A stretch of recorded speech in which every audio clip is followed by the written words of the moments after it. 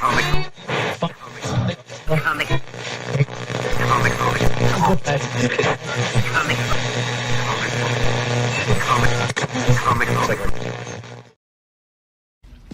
you doing? Hi. Nice night. Mm-hmm. Pizza dude's got 30 seconds. Mm-hmm. Time's up. $3 off.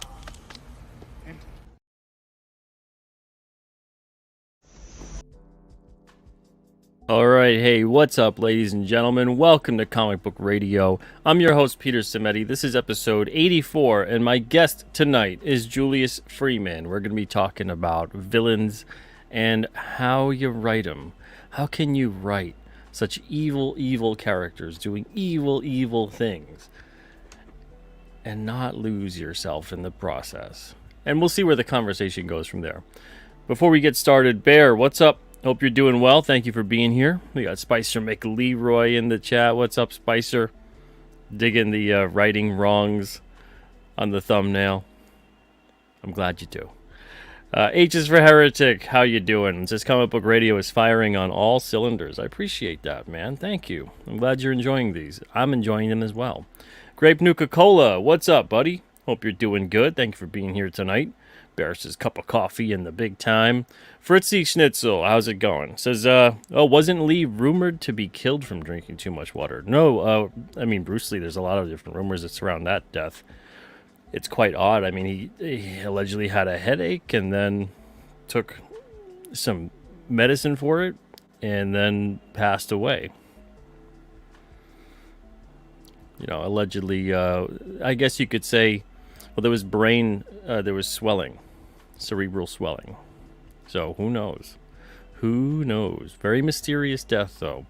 Metatron's Cube, what's up? Hope you're doing well. Thank you for being here. We got Oliver from 656. What's up, man? Hope you're doing good. Johnny Slaction is here. Hey, Johnny Slaction. And so is Randy Scribner in the chat. All right. Without further ado, let's bring him on. It's the man of the hour, Mr. Julius Freeman. Hello, everyone. Thanks for having me, Pete. I'm excited to talk about the topic at hand. Yeah, man. I'm glad to have you on. Thanks for having me. I really do appreciate it. Yeah, no problem. Thanks for being here. And I'm excited to talk to you about this in particular because, especially after watching your upload today on your channel. Oh, thank you. Oh, you watched that? Oh, great. Thank you. Yeah.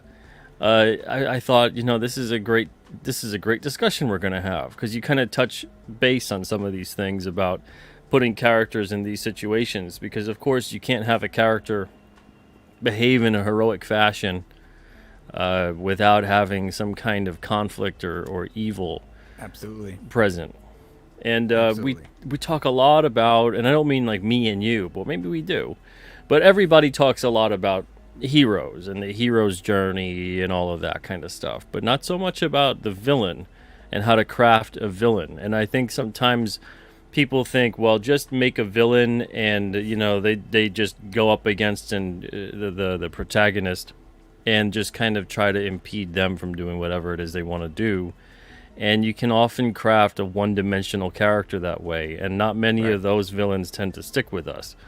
So the ones that do are kind of crafted in the same way that you would craft a hero. You're isolating their situation, identifying their trauma, and you're giving them a motivation. But sometimes they do things that doesn't exactly feel like it's fun to write about. Yeah. No, you're right. You're absolutely right on that. That's for sure. So when you're crafting your stories, coming up with a villain, coming up with and it doesn't have to be necessarily like an arch nemesis type character. Any character that you would define in your story that's doing wrong, that's doing bad things, evil things. Although sometimes, there is a difference, I guess, between the bad thing and the evil thing. There's kind of more of a moral imposition upon evil as opposed to bad. Because sometimes there's characters that are doing bad things but aren't necessarily trying to be evil or are evil. Right. They don't necessarily even view it sometimes that it's a bad or an evil thing. How do you tackle it? What do you do with your characters? Wow, that's a loaded question. Gosh, Yeah. I normally, what I do is I normally design the plot and oh, thank you. Yes, I'm here, Oliver.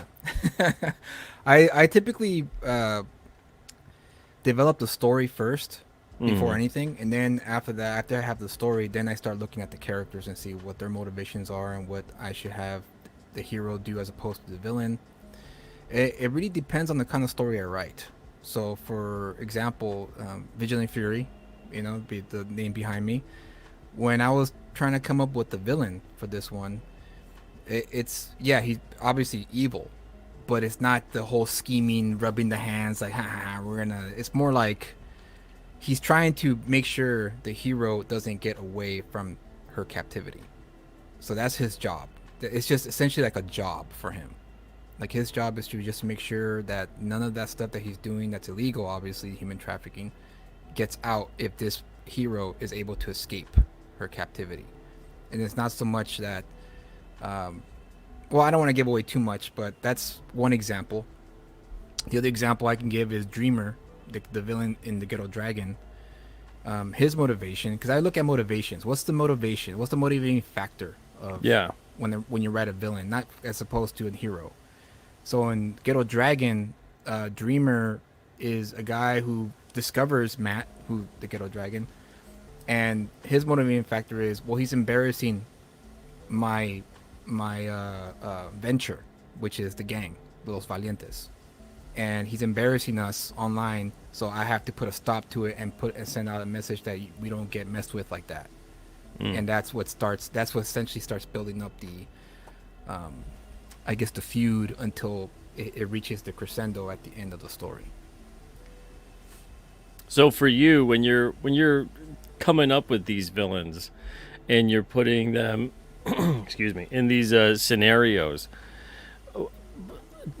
are there any times where you feel like you're either, well, I guess let's start with one where you're pushing it too much? Yeah, yeah. There's a few points when I was developing the Ghetto Dragon where I wrote scenes where Dreamer was doing these despicable things, and I found myself going, "Bro, I really want the artist to draw this. Do I really want to show this to the reader and like really?" Do you throw it start at their worrying face? what they're gonna think of you?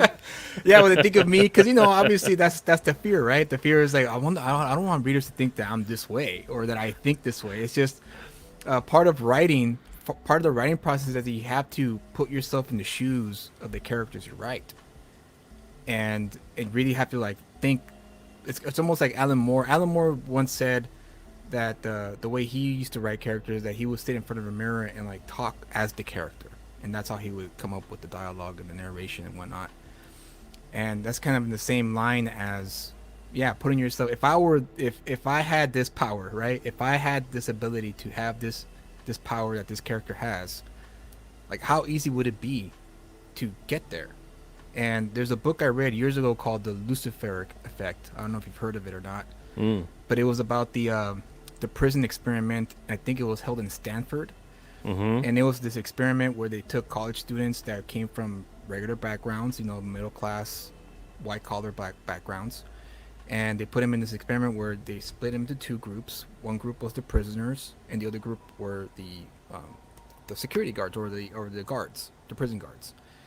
And this psychologist who was conducting this experiment, explained the experiment, which is, okay, you guys are going to play your roles to the T. You guys are the prisoners. You guys are the prison guards. And within the span of like, I would say 2 or 3 months, these sweet kids, 20-something-year-old kids, by the end of that, were actually like abusing the prisoners because of this power that they were given. Because they said, you're going to be treated like a prisoner. And they feel like it's justified. Exactly. And it's a scary thought to think that anyone, you, me, anyone that's a human being can easily fall into that trap if you get that taste of power. And so when I wrote that scene with Dreamer, I was like, well, if I was this non-caring, moralist person, which I've met quite a few in my life, You know, because I grew up in the ghetto. That's why the ghetto dragon is the ghetto dragon, because I had some experience living in the ghetto, growing up there, and not becoming friends, but knowing of characters around my neighborhood that you wanted to avoid at all costs because of their character. And yeah, I don't want to say what the scene was, but it definitely was a scene where it was very, even I found myself, it was hard for me to write it. It was hard for me to describe it in the script, and then thinking about like, oh, am I really going? Am I going too far?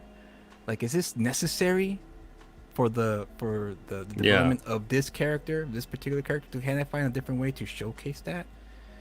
And then ultimately, I decided not to write it because at that time I found a few artists who told me I'm not gonna draw that.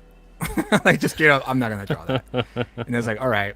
So that's when I decided, okay, I'm gonna have to just scale it back and just wait until I find an artist who's willing to. All right, that's fine with me. I don't mind. You know, it's a story, so I'll draw it. But that was the only time where I found myself going, this is a bit too far. Sometimes with those scenes, it's good to leave them implied too. You Yeah. know, do like the old school horror thing where the camera shifts, or you're having the thing take place off panel, or you see a shadow of something, you know.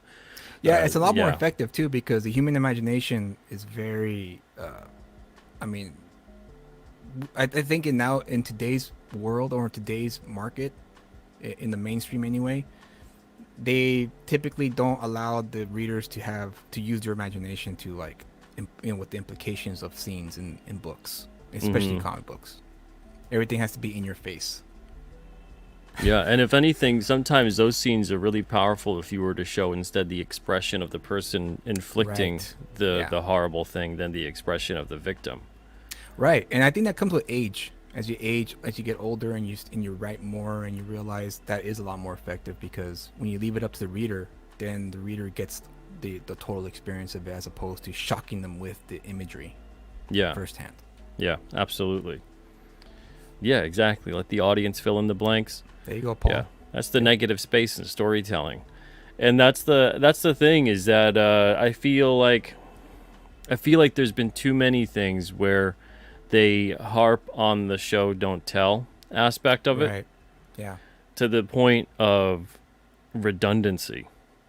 You know, where it's just like, you don't need to show everything. You don't need to show every single possible thing, and even just if you think that it's going to elicit shock value, you don't have to do that. Like, it was really upsetting to me in the chair when we did the graphic novel, as opposed to it being adapted to film, certain scenes that they chose to expand upon, and thought that those really needed to be driven, you know, home a bit harder. And I was like, there's a reason that we left it more, so that you know what's going to happen, and you would hear the screams of something taking place afterwards, but you didn't need to actually see the visual.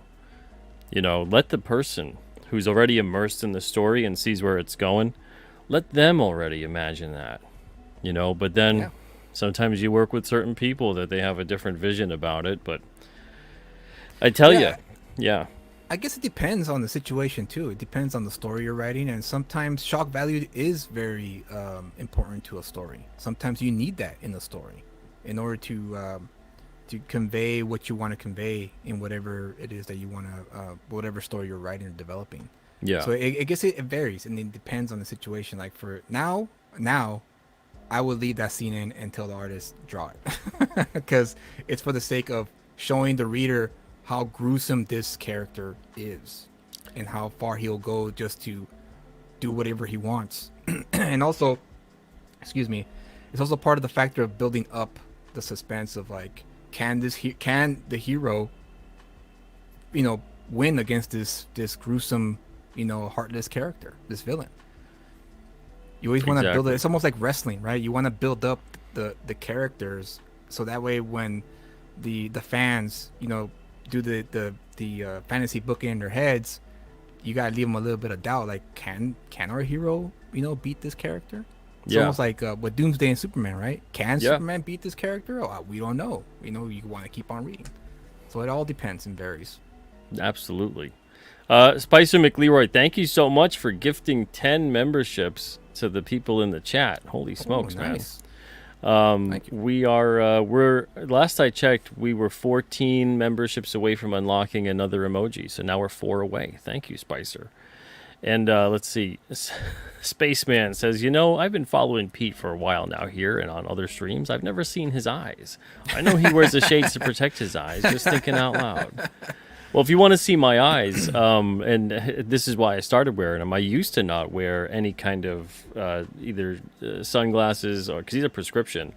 There's no way I could just wear sunglasses. Or the shaded, the gradient tint lenses was mostly because of getting so many headaches from not doing that. So if you do want to see my eyes for some reason, there's years and years. Go back.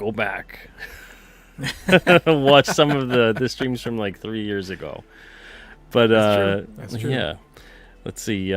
We got another. I think we have. Oh, Spicer says like when the Joker kills Robin, or the Fight Club scene when they focus on the crowd reacting instead of showing the beating. Yes, Yeah. right on the money, Spicer. Yeah, exactly. Sometimes it's better to get the reactions of people because that's more effective. Absolutely. A lot more effective. And looks like Kyle says, "Hey, Kyle. Julius." There you go.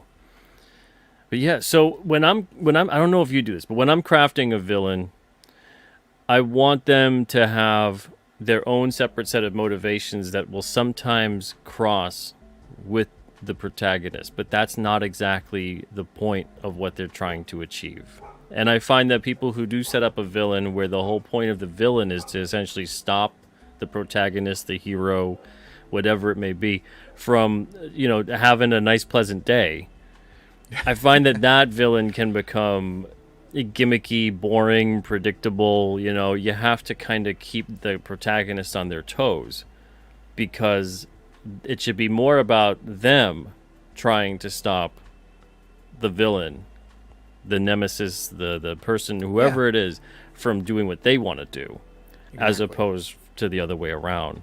And I think sometimes people are so focused on having the main character be the main character that they don't necessarily allow the other motivations of certain characters, especially the villains, to really play through. They'll have maybe something very, very big, like take over the world, or those kinds of things. But there's no thought process behind it. It's just like you want to take over the world, but then you look at the villain and you're like, how the hell are they supposed to actually be a threat to take over the world? But yours, you've got this whole, especially in Vigilant Fury, you've got a human traffic element. So obviously this person is trying to do this thing, and they get a victim. I'm guessing they're not aware of who she is. No, they're not aware of who she is until probably past the halfway point of the story is when the main villain finds out who she is, and then realizes, oh crap, like in other words, he realizes he sent his men into danger when he thought in the beginning he's like, oh, it's just maybe someone who got lucky, and now they're trying to find their way out or a way to their radio tower, or a way to get attention from the other non-crooked crew members in the ship and expose their little operation. And so once he discovers that's when he turns on his he goes on full alert and realizes, nope, I can't underestimate this person anymore, because of who she is and where she comes from, her background and everything. No secret, she's a Mossad agent. He finds out that she's a Mossad agent that he thought that the people who took her thought was just a girl going on vacation in Florida.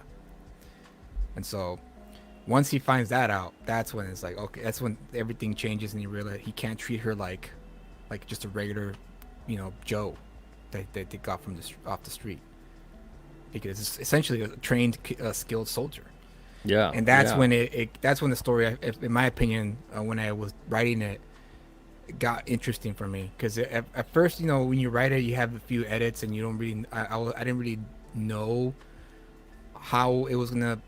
I just knew they were gonna clash. I just didn't know how they were gonna get there. That was the key to writing the story of, like, okay, how am I gonna get there without Yeah, was this story inspired by anything? It almost seems like something you would have read as some kind of a ripped from the headlines kind of thing. Yeah, it's not a set. It's more of a. I read an article back in 2012. I want to say it was a BBC article. I want to say that it was a cargo ship that was. I think it was. I don't know. I don't know where it was. I don't know if it was a Long Beach port. I think it was a Long Beach, California port. And one of the crew members found this makeshift.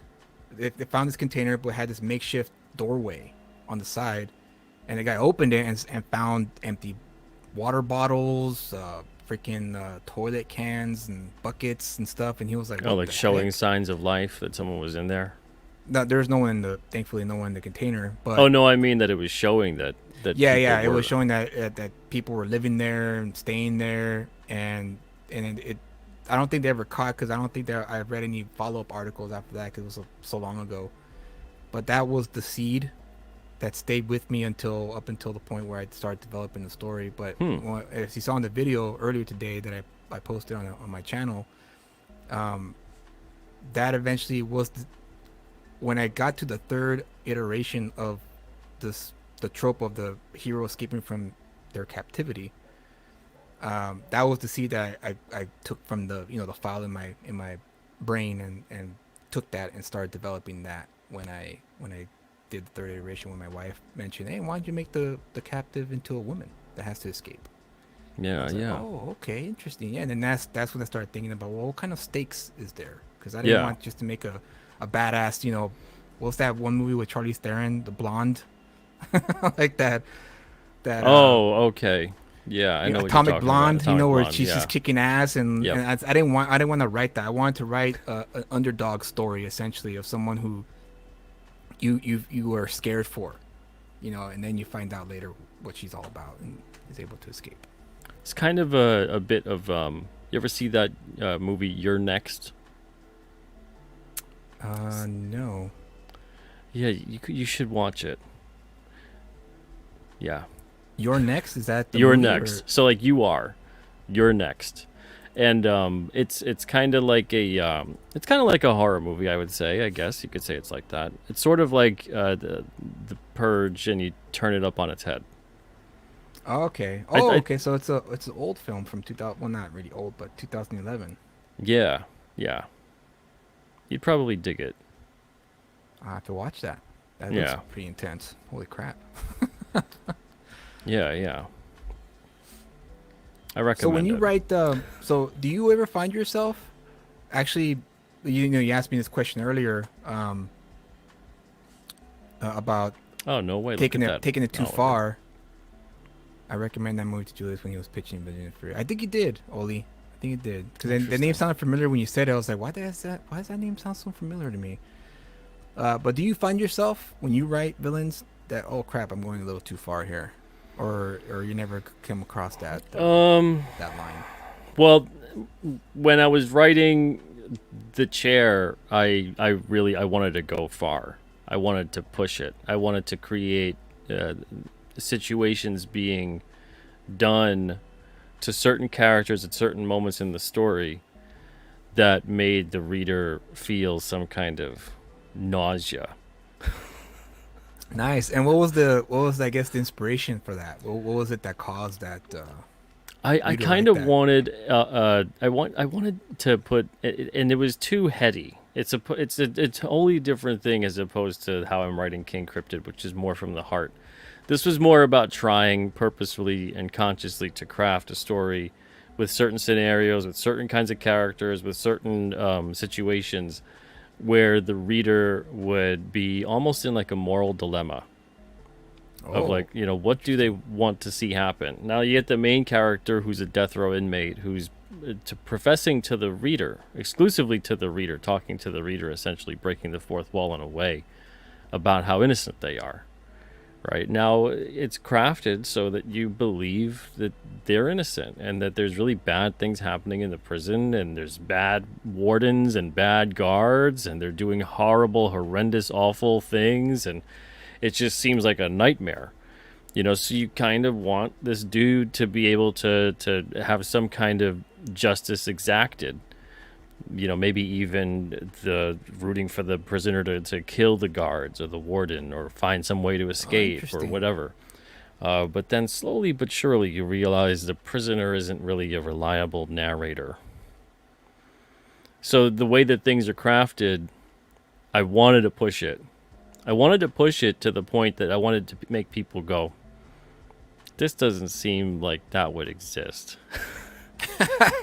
You know, almost like, okay, this is getting a little bit too much. You know, this is ridiculous because it's a very grounded story. It's not like a supernatural story. It's not like the prison guards or monsters or nightmarish creatures or vampires or something. You know, it's not like it's a haunted prison. But I wanted it to be open to interpretation for maybe people to think certain things once the book ended of like, well, did that part actually happen? Was that or was that, you know? Okay. So it was different things played out. It's a lot like a Tales from the Crypt Twilight Zone kind of a thing. That was my big inspiration for it. But it was a very purposeful kind of story. I wanted to see, you know, could I make a story that really made the reader feel like they were choosing the lesser of two evils? And is such a thing possible? You know, in a situation where you're kind of sure that this dude is lying to you, but what you're being presented with seems like you should believe the individual until you realize, oh, shit, it's too late. Right. You know? And then it's like, Nice. oh, man, I've been believing this dude the whole time, and I really shouldn't have sided with them. You know, that kind of a thing. And for right. those that read it, there's more to the story than that, too, because there's a couple other themes that I played upon where, you know, if two people can come from the same kind of circumstance, they go down two different paths in life. Because that's the thing, too, that's crazy about the world. We see people that want justice of some kind within society, you know, to play out. But we rarely even have that among our own families. You can rarely even find that between people that sometimes are raised in the same family, and you'll maybe have one child that goes, and they're all raised, but they're raised at the same people, same situation, same neighborhood, same everything. And you'll have people go down different paths in life. Yeah. You know, even within my own family and extended family, I know several people who've gone down completely different paths from the trajectory of other people. Oh, absolutely. They all make different choices. So you can't have societally a way to ensure that everyone goes down this same kind of positive path when you're not factoring in the individual's decision making, you know, and that various things happen. And then you get various different circumstances of birth order and different things of time, you know, in terms of maybe 1 year that this person was born, 5 years later, maybe the world was a different place. You know, no, but those 5 formative years that the other individual had maybe were more positive experience than the other, and vice versa. So there's so many factors at play. But that's what I think about, too, when factoring into character creation, you know. So I kind of almost overthink it a little bit, but then I overthink it at first, so I never think about it again. And what I mean by that is then the stories start to write themselves. Do you find that kind of happens for you, too, when you really can kind of craft that character, and then they just go running?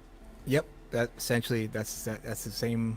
Yep, absolutely. It happens to me all the time whenever I start developing the character, the story will just start writing itself as I do it. And then also I also take into account things that I've heard or things that stories told to me. Like, for instance, Dreamer is loosely based on my older brother, who was an active street gangster. Like, he was a straight up gangster, like street gangster from a local gang.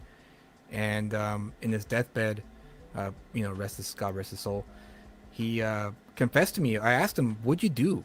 Tell me the stuff you did that you kept from me when I was young." Because, you know, my older brother, I loved my older brother. He was great. You know, as I'm sure you know, when you have family who's part of that life, they don't ever bring that stuff to the house. They keep it outside the house, and that's what he did. He kept it outside the house. He kept it away from me. He kept it away from everyone.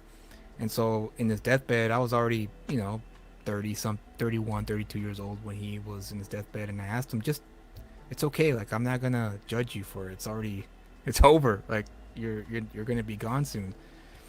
And then he started just telling me all these terrible things he did when he was a gangster, and I just couldn't believe it. It was I thought I was gonna be shocked. I thought I could take it. You know, I'm a grown ass man. I could take this. But when he started sharing me the stories he did, I mean, yeah, the stories of what he did, not only outside in the street but also in prison, it was like, wow.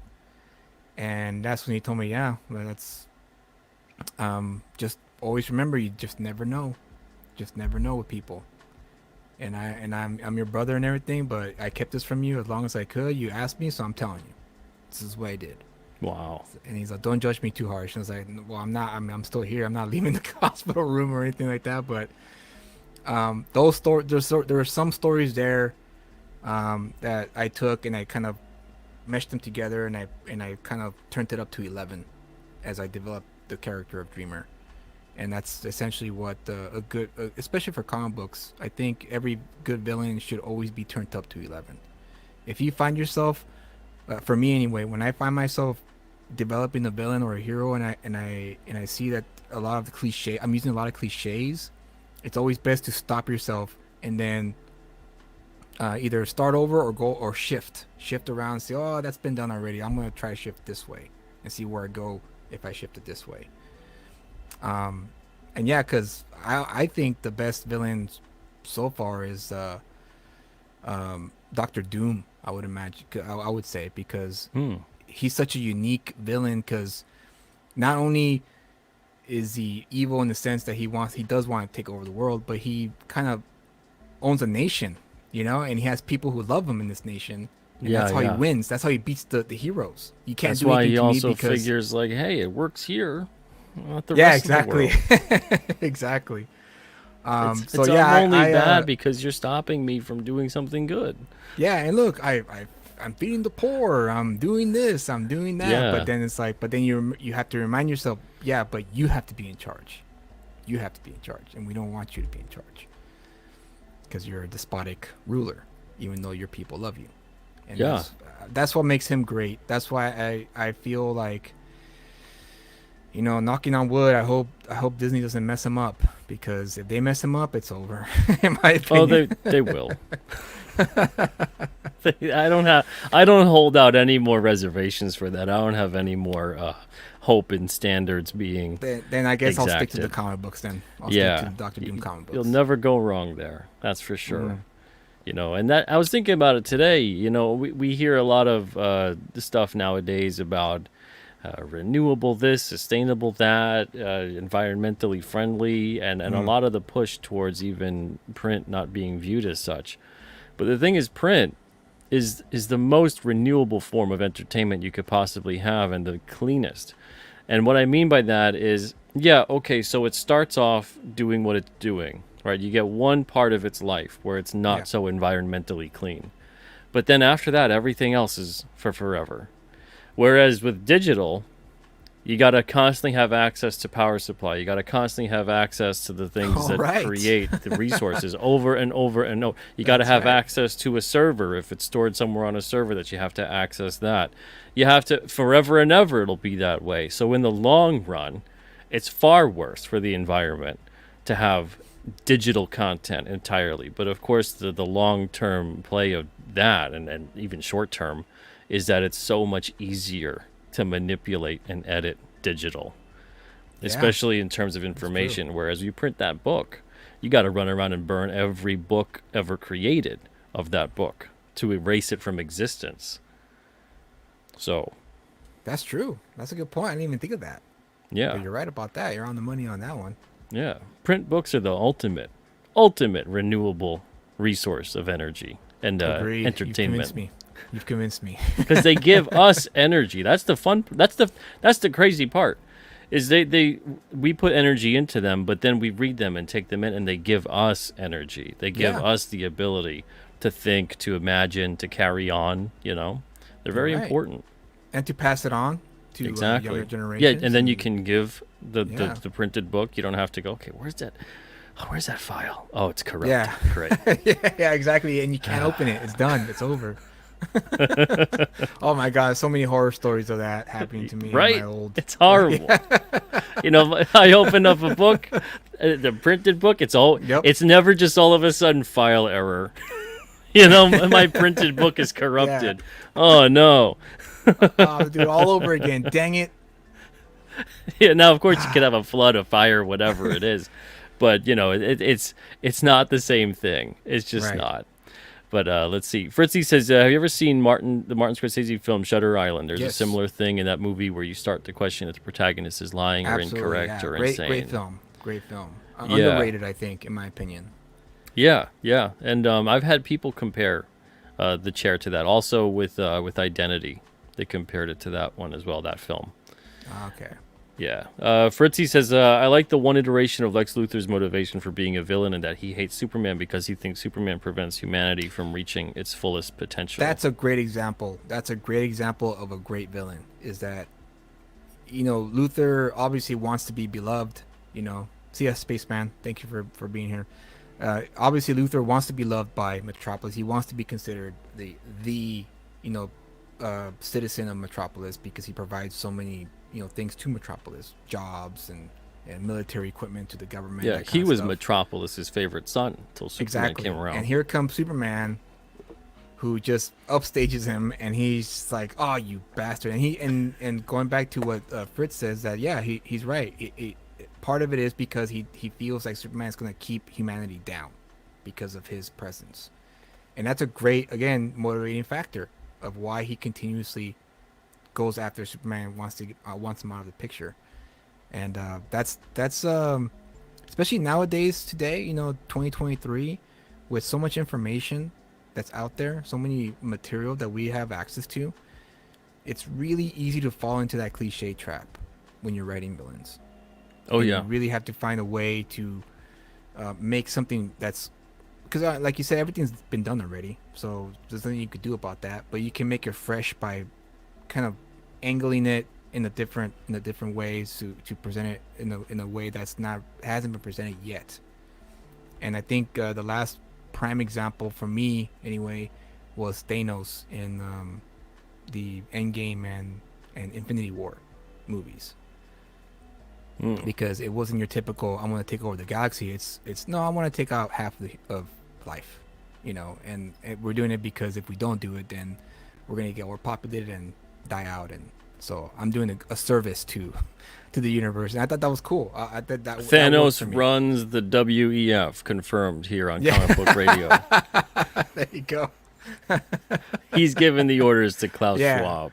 Klaus Schwab was the one who he's the man behind the curtain. Good grief. Dude looks like a literal Bond villain. And they're like, yeah, does. well, no one elected you, and you just decided to make this thing where you just tell us all what to do. Hey, what could It's go because wrong? I got money. I have money, lots and lots of money. Yeah, he basically set up like a glorified Club Med in Switzerland.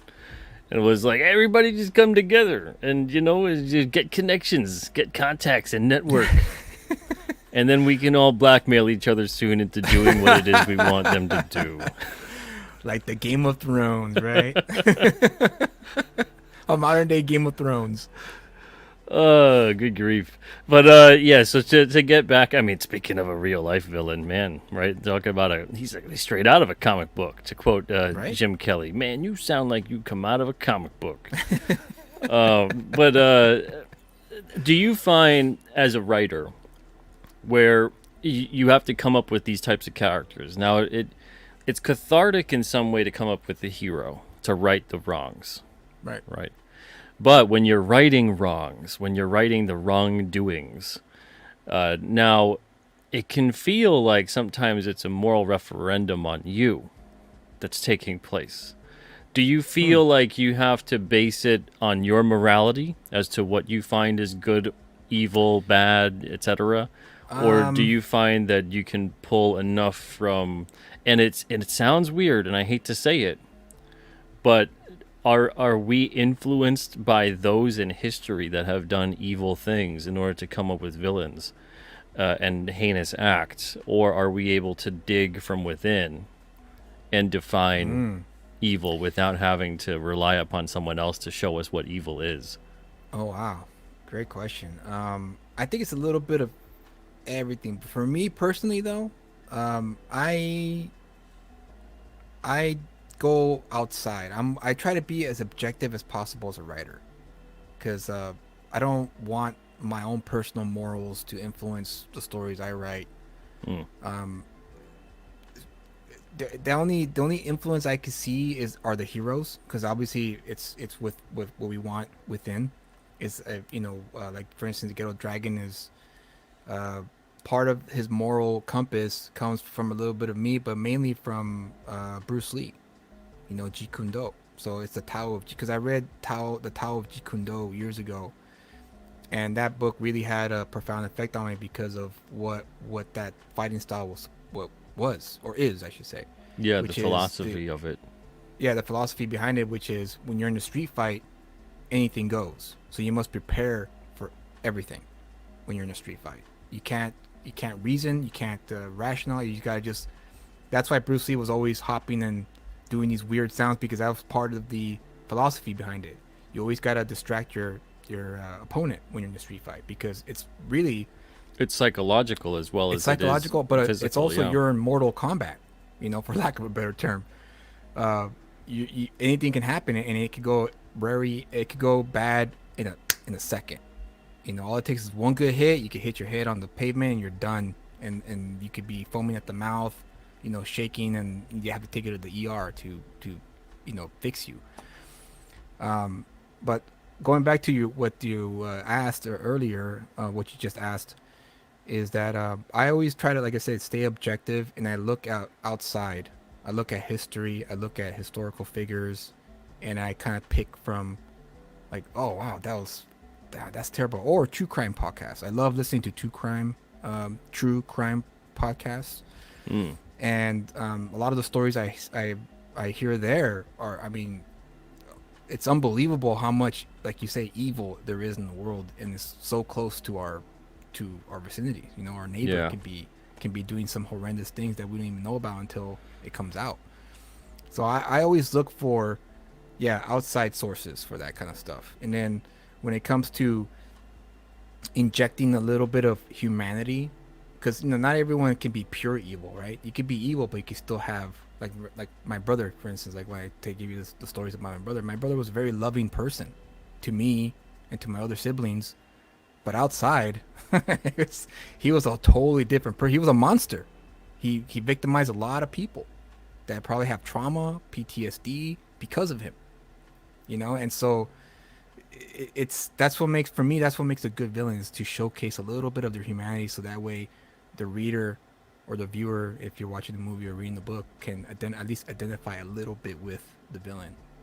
Yeah, and that's what makes it more like, I could easily be that guy or that villain if I just, like in The Killing Joke, if I just have a real bad day.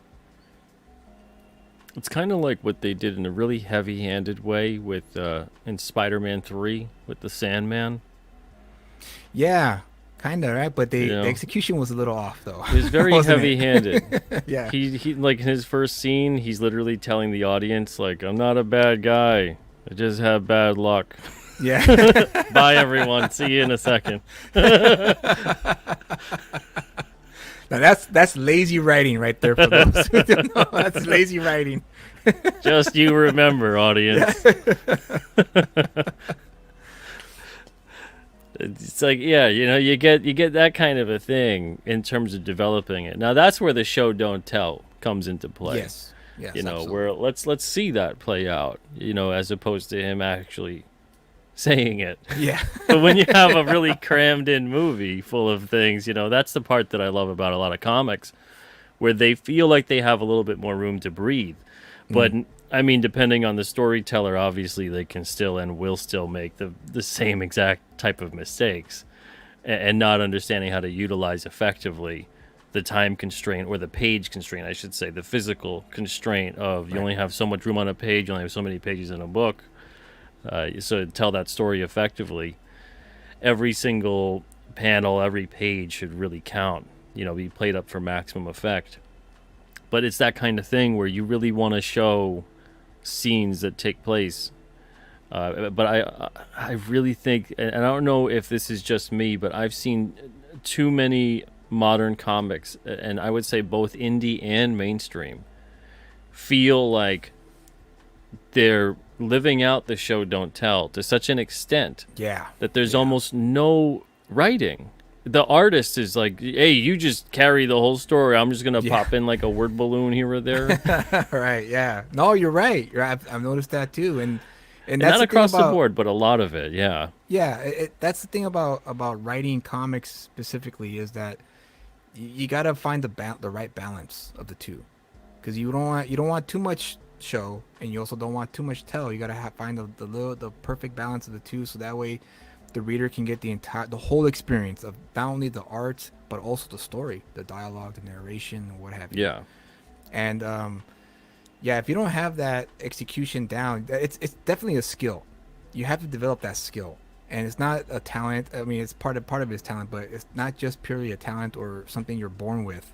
It's definitely a skill of how to present a story in the format of a comic book, as opposed to a movie or a TV show. There's always a skill set you have to have when telling a story in the medium, and in comics, you got to find that balance, because if you don't, then yeah, you're gonna find yourself reading or selling anyway to readers a comic book that's overwritten, or a comic book that's too quickly, too fast, too quick, and they don't have time to really soak in the emotional factor of a comic book, right? Like V for Vendetta is one of my favorite comic books, and that was the first comic book that actually made me tear up because of the scene with Evie, the whole chapter with Evie, her triumph from becoming this victim to this survivor of systematic oppression, and her finding her wings essentially when B takes her up to the roof and it starts raining and she's completely vulnerable and naked, and it was a moment we got to experience with her, and Alan Moore and David Lloyd did a great job pacing that to get you there. And that's what's missing in today's landscape, is everything is all about, look at my cool artwork, which is cool. You're right, it is cool artwork, but where's the feeling here? Like, what am I supposed to care about here? Yeah, You know? is it of service to the story, Right. or is it just of service to, hey, look at this image I could do? Yeah, and it's great, but it's like, all right, that's cool, but I wanna like this character that you have drawn here. That looks great, Yeah. and vice versa. To me, it's all about the emotional impact, and obviously sometimes the emotional impact of a certain scene or a splash page or an image, whatever it may be, is about like getting you pumped up. This is badass, it's really exciting. Exactly. It's dynamic, But Right. then you also need, it's like a roller coaster ride. Every single issue should be that way, I feel, where you have that build up and then it's like you get that peak in the valleys and they kind of coast out. And so you need some of those softer moments too to play out, because you need that tension, pull, and release. Yes. Yes. Yes. Because there's also tremendous weight in being able to tell a story like that, because you're able to throw the reader off for a second. Everything seems like, okay, it's calming down, and then so you could have something great occur that really just takes you for a spin, because you're like, wait a second, like, whoa, I thought everything was fine, Yeah. and and then even within what we're talking about with the show don't tell kind of thing, you can have something being shown and juxtapose it with writing that's telling you something different, so it's almost like a misdirection that's occurring. So you're seeing something play out, but meanwhile, in the story, you're reading something that is going against sort of what you're seeing emotionally or thematically.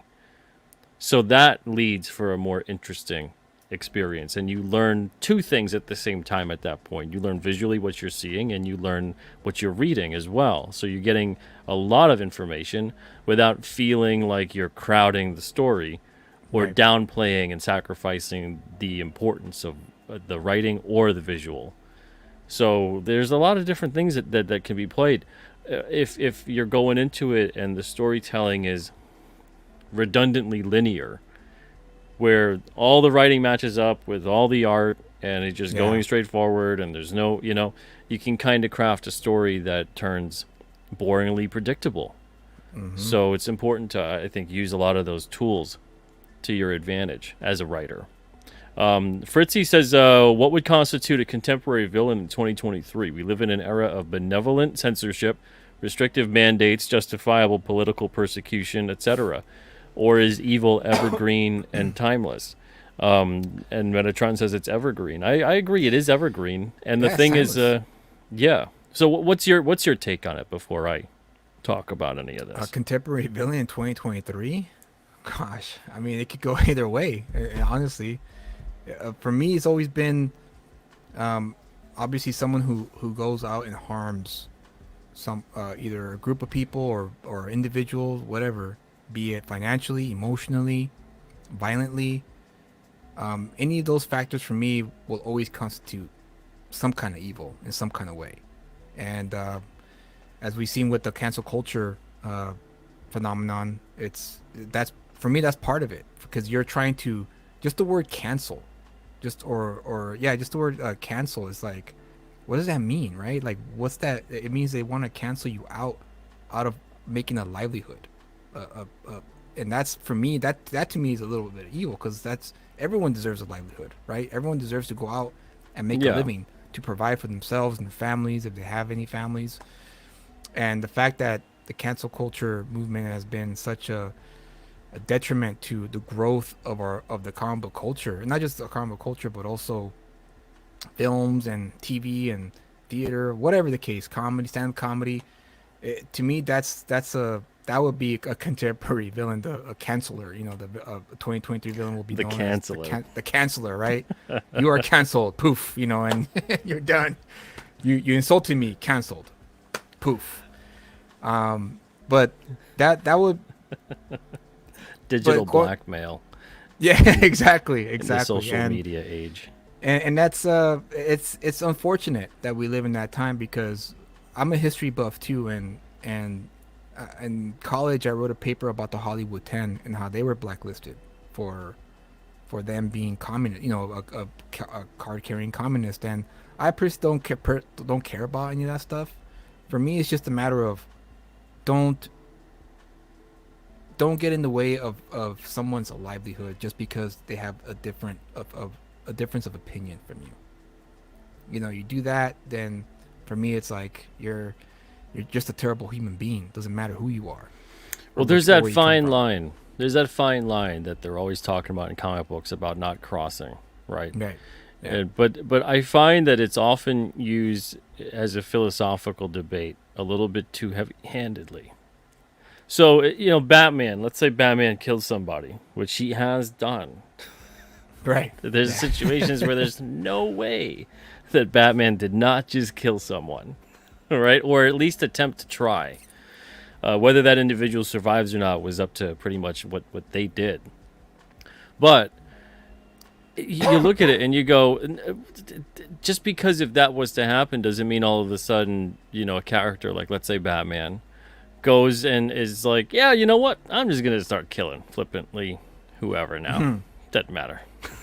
And that's how I handle everything now. I just kill people.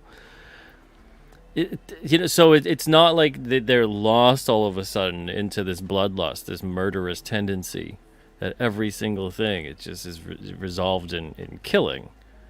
You know, now you can show the emotional impact of what would happen to an individual like that, who's like, that is not how I wanted that to go down. You know, and that's Right. a powerful story as well that you could tell with someone who is not intending to kill, even the worst villain, let's say. And how did they handle with that? How do they deal with that whole situation? How does that weigh on them? But you know, I think a lot of characters, it turned into this whole thing, and that I think was a result of the Comics Code Authority with exacting some of that. But then you have certain characters like Wolverine, who, like, he kills tons of people, right? Right. But again, Wolverine, for some reason, understands not to run around killing other kinds of people. So when he's killing someone or whatever he's doing in a certain instance, he's doing it to protect somebody. Yeah. He's doing it because, like you said before, you have to make these split-second decisions. And is this going to save more people? Right. Taking this horrible individual out, you know. And there's a couple characters that are in that vein, And then there's other characters where you can, and obviously this is all up to the writer. This is fiction. Right. Then there's other characters where you can have them find a way, no matter what that way is. And if you're a good writer, you can craft it so that there's always a way that they don't have to go to that extent. But showing the ramifications, I think, of such a thing is kind of important. But I don't know at the same time, because again, you get involved with this. This surpasses the independent storyteller, where like maybe you could tackle that, and you don't have to answer to anybody. Right. You know, but then if you're working for a corporation and they're like, why the hell did you just have this guy kill this guy? And, you know, we can't do that, you know. Yeah. We're licensing this guy out for little kid birthday party stuff, you know. You can't run around killing anybody. Yeah, it boils down to knowing your audience as well. Like, who are you writing to? Who are you selling to as well? Exactly, yeah. But that's why I think indie stuff is so great, is that you do get that more of not unedited, but an unfiltered kind of story. Right. Yeah. You know, it really is a great time today to be a creative indie writer, especially for comics, because you have nobody to tell you no. You have nobody to tell you can't write that. Thank you, Metal, for that plug. You don't have anyone telling you maybe you should rethink writing this. It's all you, and the reader will get to decide whether or not you belong, or they want more of what you're writing.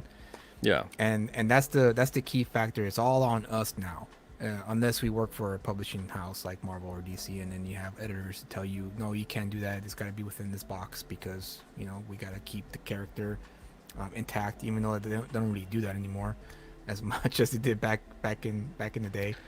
I know. I was gonna say, I was like, I wish it would be more about some kind of standardization of like, no, that's not right for the story or the character. Right. Unless it was Elseworlds or What If, type of story. Yeah. Then you could have a little bit more fun with that in that instance. But yeah, it's a great time to be a comic book writer, I think, at the moment. And there's so much we could play with. There's no walls to hit. It's just a matter of writing it down and getting it out to readers, and also being humble enough to hire an editor yourself and be able to take constructive criticism as well. It's like, hey, maybe this isn't working within the context of your story. I read your story, your summary, whatever, your plot line, and based on the script you've written, it's not matching what you want to tell. So how about you shift it around and make sure you keep it within the boundaries of what you want to tell, and that's an important factor too when it comes to writing. Yeah, totally. Can I get you for an extra half hour? Is that possible? Sure. Yeah. Okay. Yeah. All right, we're going to take a quick break right here. We're going to show a trailer. We'll be back in just a minute. You're watching Comic Book Radio. This is episode 84. I'm your host, Peter Cimetti, and tonight my guest is Julius Freeman. We're going to be back in just a minute. Don't go anywhere.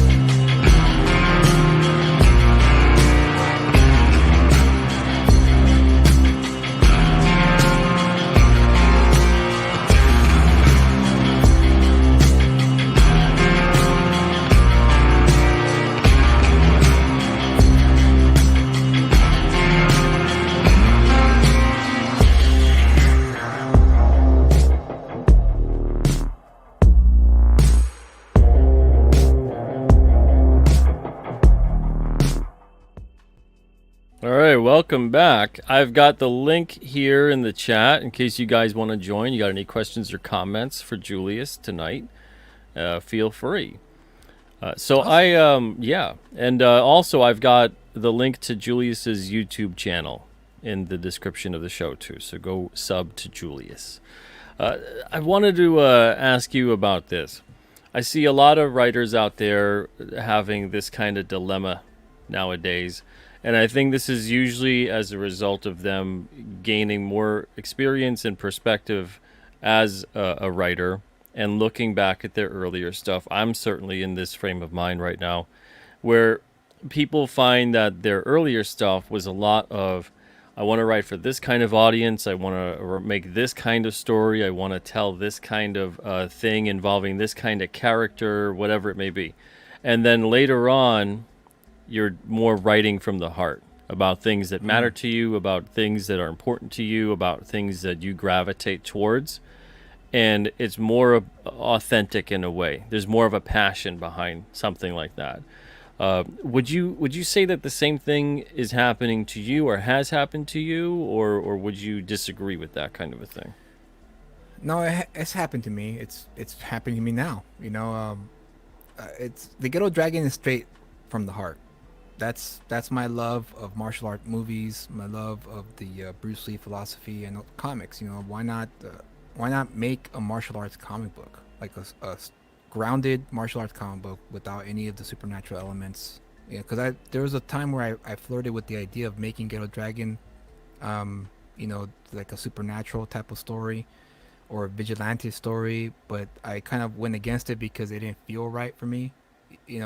I felt like, no, I need to tell it the way I want to tell it, which is gritty, grimy, for mature audiences, not for kids. I could do that for another story. And Vigilant Fury was another one where I just had this idea for a captive escaping their captivity story, and I just wrote that and eventually developed that one. Same thing, not for kids. And that's more of a love letter to 80s cinema, 80s action movies, B movies that I used to love growing up. Now I'm at the point in my, I guess, indie writing career, for lack of a better term, is that I want to be a commercially viable writer. I want to, now after Vigilant Fury and after Ghetto Dragon, I want to focus more on more accessible stories where I can make a living, continuously write these stories and get, but not lose my love of storytelling at the same time. Not, I guess, sell out, as they say. Yeah. But more like, I'm still going to write the way I want to write, but now I'm going to try to make it accessible to maybe not all ages, but at least a demographic where they're looking for something new, something more accessible. Superhero. I want to write a superhero comic. I've been wanting to write a superhero comic for years. But I haven't had a chance to, and I think now I finally have a story that I feel comfortable with to develop and share. But that's all down the line. But at the moment, I'm like the goal is to become a commercially viable writer. Someone that could write a story and people like it and people want to read it and they want more of the Julius Freeman brand, as they say. So on that path, do you find that you're looking to be hired to write, or are you looking to still do your own stuff and keep it creator owned and self-publish? Yeah, both. I'm open to getting hired, not just by the bigger publishing houses, but anyone who's thinking about, I have this idea, but I don't know how to go about developing it.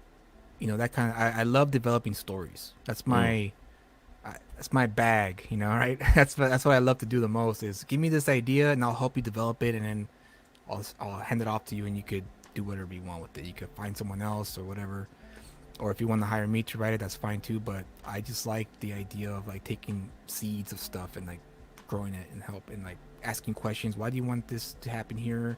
Why try this? Well, how about if the character does this instead? And so on and so forth. Seems like you've got the editor bug has bit you. It has.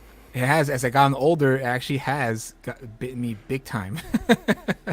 That's how I got the gig from for the Kryptonals. That's how I got the editing gig for the book for Kryptonals from 656 Comics.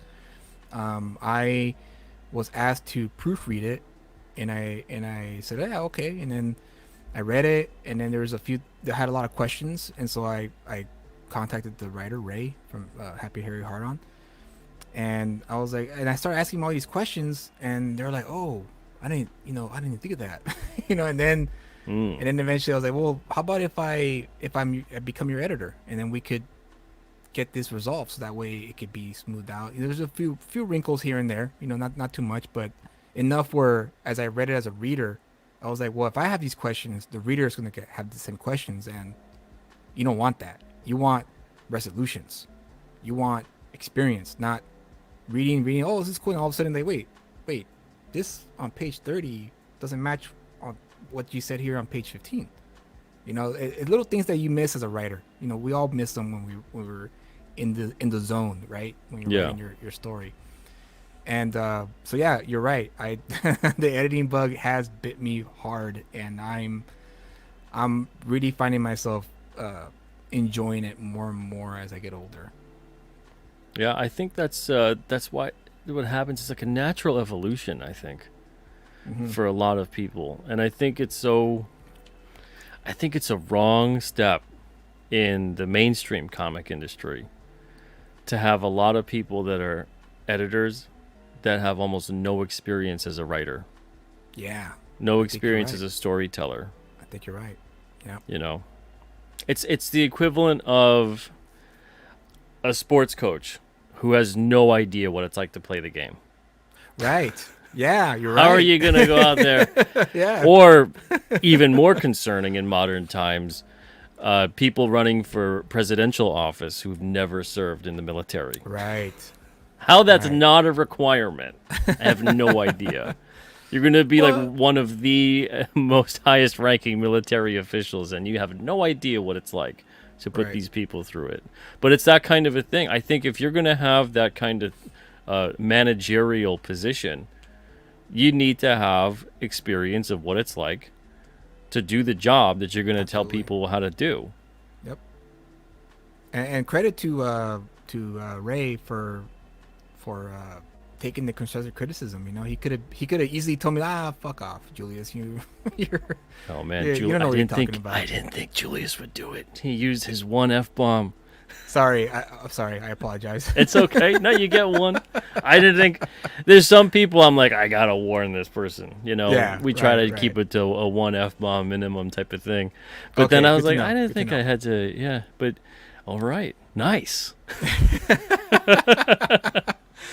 But he took it. He was like, he took it with stride, very he was like, all right, let's do it. Let's work on this. I want to make sure the reader gets the full experience of what I want to tell them, and it was great.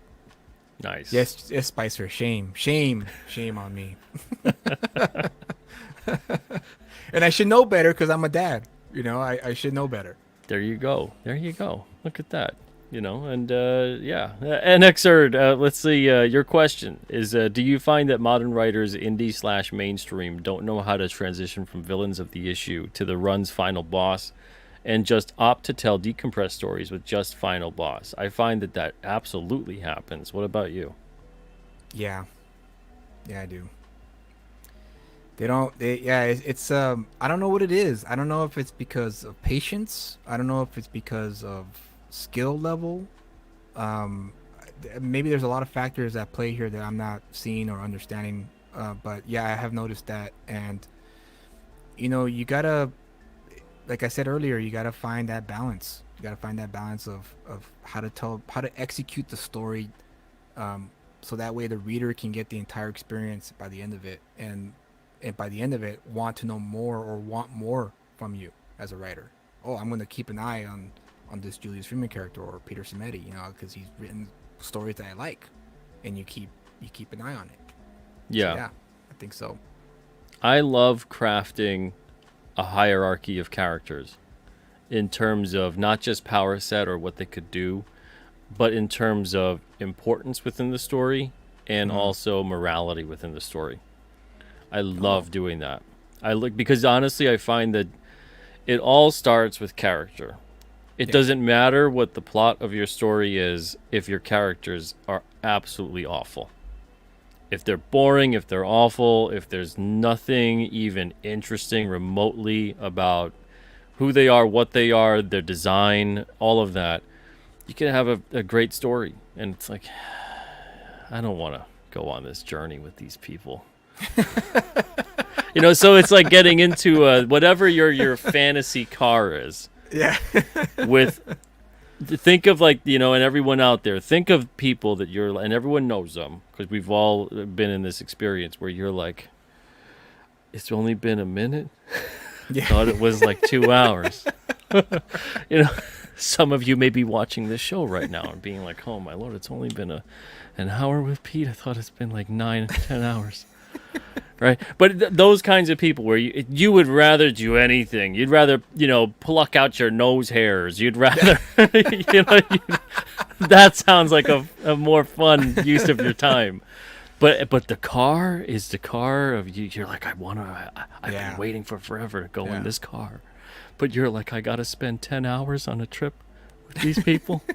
Oh my. And you might be at first like, okay, how bad could it be? But Right, maybe after that first or second hour, you're like, get me out of here. Yeah. You're looking at your watch every second. You're like, oh gosh. And that's what it's like if you have this great story, this great plot, but these characters, you're just like, why won't they just die? Can they die? Is that going to happen soon? Oh no, this is a 12-issue limited series and we're on issue 2. Oh boy. This is going to be a long one, and so there's that kind of thing that takes place.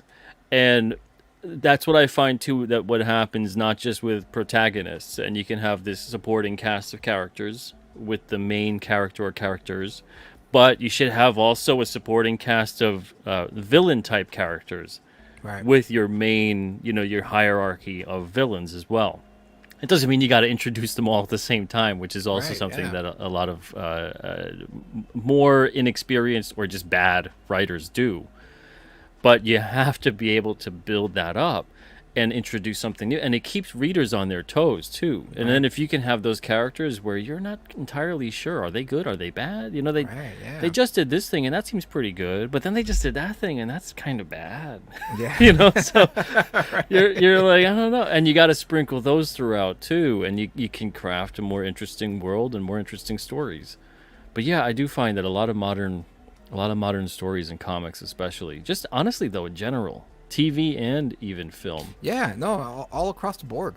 I think I'm assuming the egos are getting more sensitive. I have no idea, because a lot of the time it does take just someone to say, this isn't working. Maybe we could try a different thing. And then the writer gets, like, how can you say this about my genius? Like, I wrote this perfect script. How can you say that to me?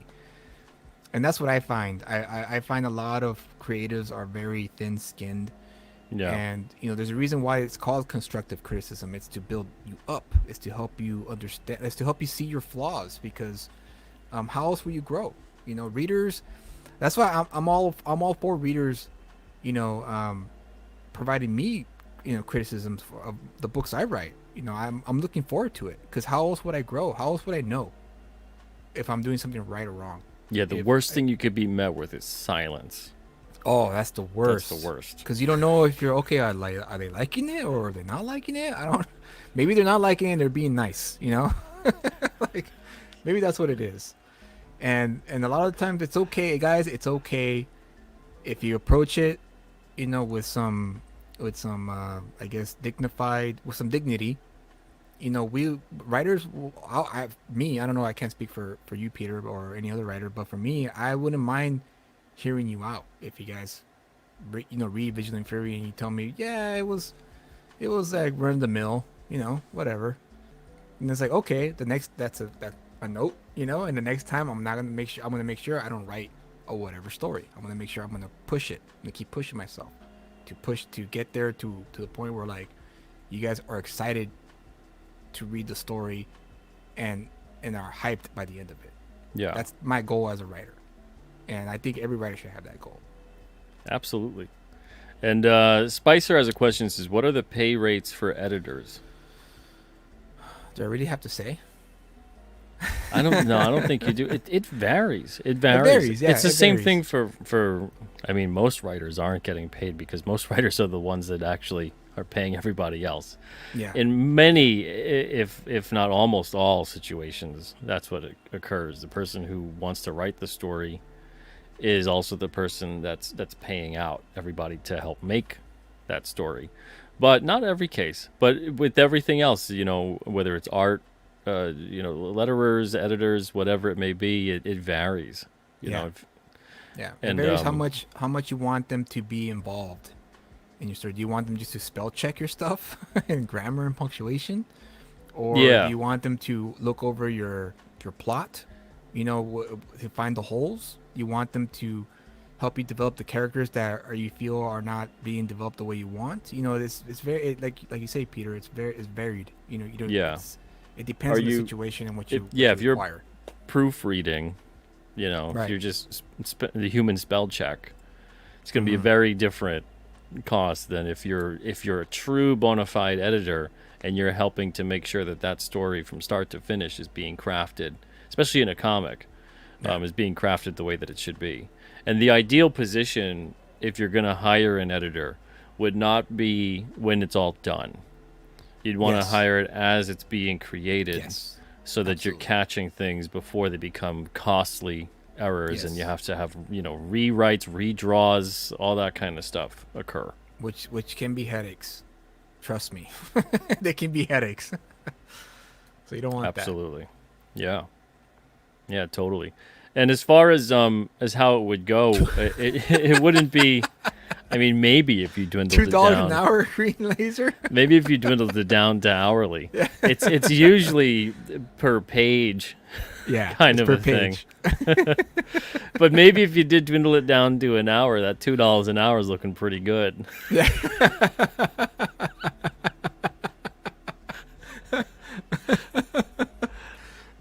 But yeah, it all depends. And then it depends, of course, what you're talking about. If you're talking about a creator-owned project, or you're talking about a corporate project. Although, in some cases, I know a lot of publishers that you'd think, and these are like top 5 publishers, and the page rates that they're paying on their licensed books, I'm like, why do you guys work for that? Why are you working for like 15 to 20 a page to draw out this book? Yeah. And they're like, it's always the answer of exposure. Yes. Exposure. It's like, really? For that money? It's not worth it. It's not worth it. No. There's various alternatives nowadays to expose yourself in terms of your art and your work. There's Instagram, there's Twitter. I mean, there's all these other platforms you can do that, and the fact that they're doing that, it's unbelievable.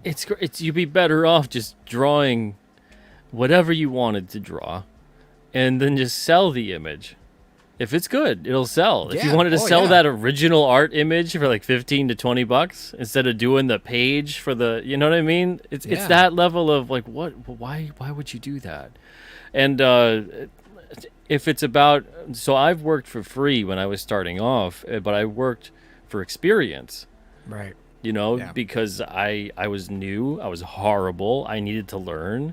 And I figured, hey, instead of paying for an education, I'll just put in the time and the effort and work with people who will directly critique me when I'm doing something right, wrong, whatever it may be, and just familiarize myself with every aspect of how to do it. And that would be the way it is. And then when it came to making like commissions or whatever, I used to sell like sketch cards for 99 cents a piece. And I look back and sometimes I go, geez, I ripped them off. They were horrible. But I had to do like 200-300 of these 99 centers to retrain myself, because I used to draw and paint on big, 24 by 36 or larger. And then to go back down to like the small size, I was like, man, this is a whole other experience. So I didn't feel comfortable charging anything too big for that, because I was like, I gotta relearn, So I'm charging whatever I charge for basically people getting my learning experience. So, and then you learn more and more, you do more and more of them, you get better and better, and then you can command a higher and higher rate. And that's how that goes. It's commensurate with experience, like any kind of performance-driven job is necessarily, So it's that kind of a thing. But yeah, I see people a lot of the time. Really, it's insane what they're doing. It's like you got paid like $20 a page for what are you doing? What are you doing? Yeah. But yeah, Well, very they, weird. they think the exposure is gonna, and a lot of times it does, but it's not guaranteed though.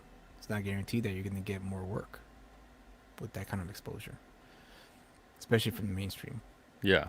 And Exerd is asking for you, is that a paid service you offer, tinkering with stories, or is it an open invite? Because I don't have friends that want to toss ideas back and forth with me.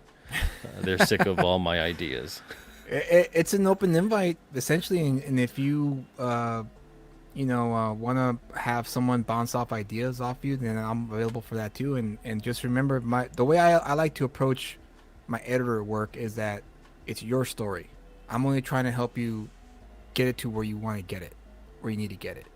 But me changing or me, my thing is the word I like to use is suggestion. Here's my suggestion: try it A, B, and C. Which one do you want to try?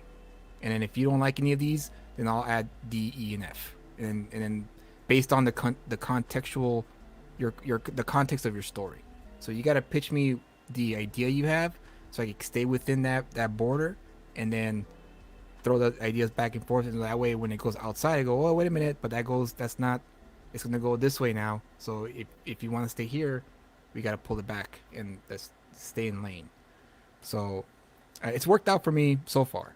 So I've had a lot of good feedback from other clients who have hired me in the past, and it's worked out great. No ego tripping, no ego clash, none of that stuff. And I think that's what no SDA manches. What's a manches?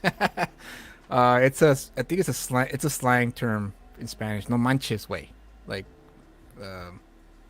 it's from the word no mames. It's a Latino thing. I want to keep this PG. You know what I mean? Well, that went out the roof. You know, that's out of here already. We're in PG-13 territory here. So yeah, if you want to hit me up, dude, you could find me on Twitter and DM me if you want. I'm open. So just hit there me you up. go. And that would be right there, a right. lucid comic. A lucid comic right there.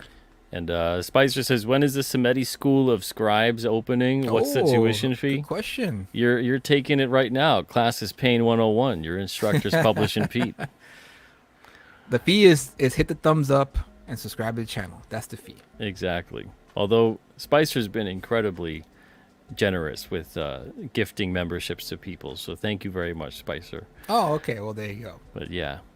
Yeah, man, this was a fun conversation. This was really great. I'm glad I had you on here for this. Unfortunately, we didn't have anybody that was brave enough to join us live on air tonight, but that's how it goes sometime. At least we had some, we had some good questions in the chat at the very least. And one question I want to ask you, we have 5 minutes to go. Hopefully we can cover this within the 5 minutes. Are you thinking at all, because this is where I'm gravitating towards nowadays, so I want to pick your brain on it. Are you thinking at all about the potential of an ongoing series where you're writing a story following what a character or a set of characters are doing? Oh, yeah. Yeah, definitely. I hope the Ghetto Dragon becomes that. Because I do have... Ghetto Dragon, it was supposed to originally start off when he's in his 30s. And that was supposed to be the ongoing series. That was supposed to be maybe I was gonna go for 60 issues, 60 to 70 issues, and then end it from there. So I decided to pull back because I said that's a grand venture, and I was like, well, I gotta maybe build up the character a little bit more. So I decided to focus more on when he was in his 20s first, his early 20s, and started off there, and kind of give readers an idea of what the journey is going to be for this character. So the Ghetto Dragon No Good Deed storyline is essentially a precursor to the major storyline, which is what I want to tell when he's in his 30s, his mid 30s. So yeah, absolutely. That would be it if I can get an ongoing going, for lack of a better word, and do the month to month floppy 32-page issues, either by a digital storefront where you can go to my website and purchase the issues, or at the comic shops. I wouldn't mind having those books there either. But yeah, absolutely, ongoing for sure. That's the goal.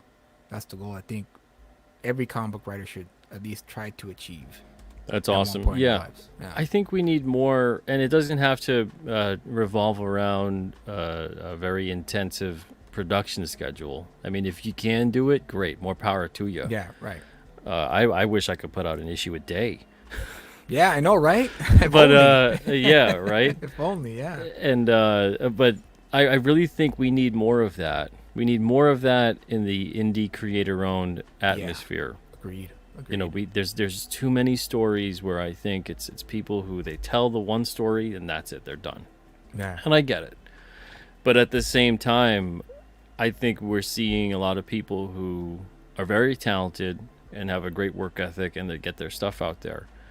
But sometimes there's a lot of frustration because they feel like they're spinning their wheels. And I think that the biggest reason that they feel they're spinning their wheels is because they're not in a constant state of building their brand, their characters, the world. You put a lot of time into these stories. So if every single story you're doing is a whole new world, a whole new set of characters, a whole new circumstance, and then every single time you start over again, and then you start over again. And so it's one of those things where, you got to be not just prolific on that level, but you got to be good to make an impact.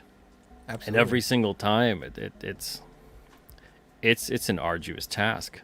And I'd love to see more people really focus around trying to build up something like that, like something that's around a character, a set of characters, whatever it may be, and they're continuously having like this sitcom-ic kind of a thing. Right. Yeah. It's a new situation every single issue, and the continuity matters. That's what I'm doing with King Cryptid, and that's my focus. Is to kind of go back to how comics were for so long, where you have the big continuity, Yeah. but every issue was a complete story, as opposed to this kind of every single thing's the longer, drawn out, decompressed thing, or it's the self-contained graphic novel, but then we never really see those characters again. Right. Yeah. So You're right. You're absolutely right. I think you're right. That's what's missing in today's landscape is the consistency of characters that we may like, but there's only one book of them and that's it. There's no part 2. There's no part 3. I mean, there's a few creators that are doing that, like I think Ethan Van Sciver's one with Cyberfrog. yeah. And then there's Well, obviously, like Billy Tucci with She, and then Graham Nolan's building up his universe. Exactly. So there's a couple people here and there that are doing things like that, and there's I think we're going to see more of that hopefully as time passes. But if people are in kind of a rut, and I guess this is where we'll end it. We just hit an hour 30, but I want to hear this from you. Advice you could give for the struggling creator to not think that the future might be as bleak as sometimes creators can think it is. Right. My advice is, if you're starting out and you are struggling, start small in the beginning. Start small. Do your 1, 2, 3 issue short series of the character you want to keep. You want to eventually do a long run with, and build it up, and don't stop.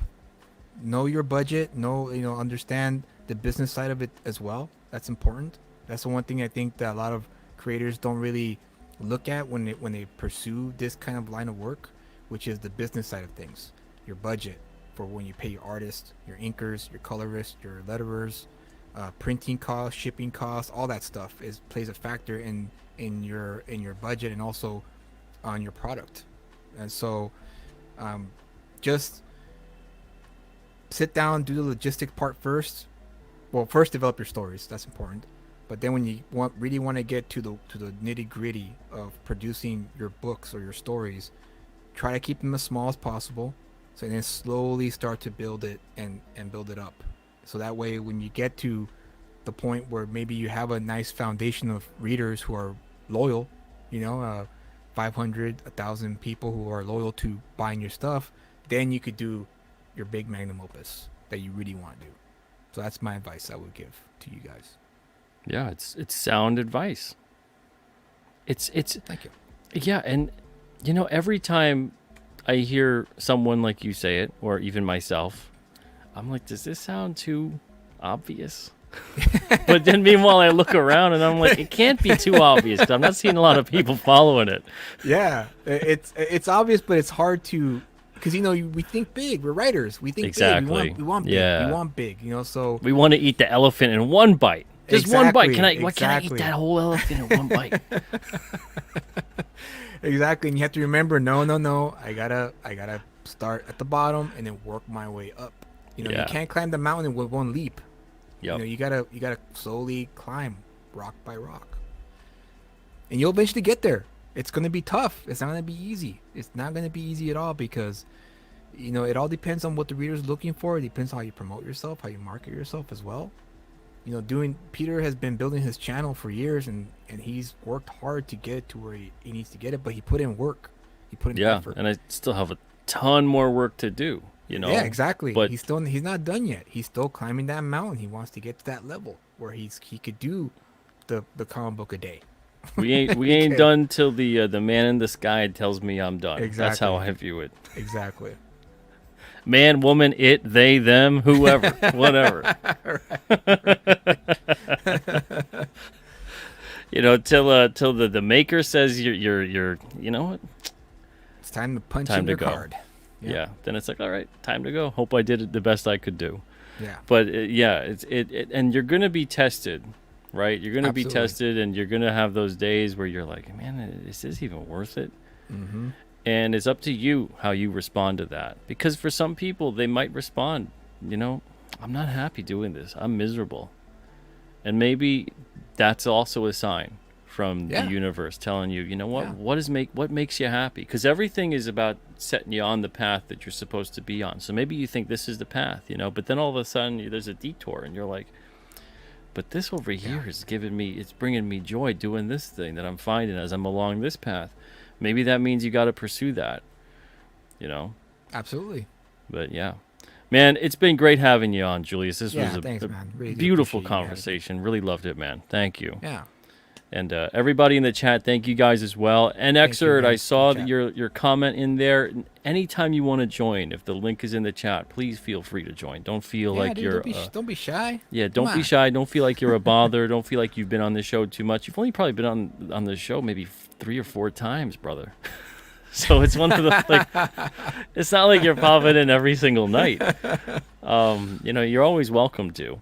And same goes for everybody else as well. So everybody have a wonderful evening. I'm going to be back tomorrow night with, let's see, Ali Sanguis. All right. Cool. So I'll have Ali on the show tomorrow night, 9 o'clock Eastern. And then Friday I got Death Metal Hero. Luke will be on the show.